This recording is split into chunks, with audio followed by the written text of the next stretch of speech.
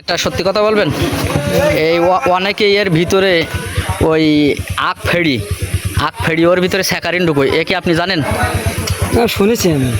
দেখেননি কোনো দিন না? একজনে দেখেছি আমি। আচ্ছা, মোটা আখ পাইনসা না মিষ্টি? মোটা গাছে পানসা। পাইনসা না?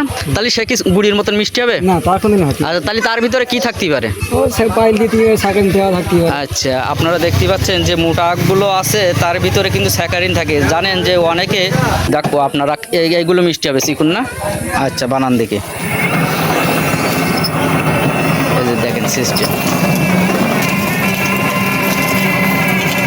এই আখগুলো কিন্তু চিকুন হয়, আর মোটা যেগুলো সেগুলো কিন্তু পাইসা হবে। আর সেটা আপনারা হয়তো জানেন।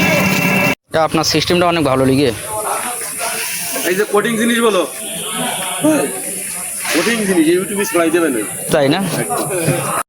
আপনারা কিন্তু কমেন্টে অবশ্যই লিখবেন যে কথাগুলো সত্য কিনা, এবং ভালো লাগলে ভিডিওটা শেয়ার করে দেবেন। আপনাদের আরও বাস্তব জিনিস আপনাদের সামনে আমি তুলে ধরবো, এটাই কিন্তু বাস্তব। আখের রসের কালার কিন্তু এমনই হয়, আর স্যাকারিন দেওয়া থাকলে মিষ্টি অতিরিক্ত হয়।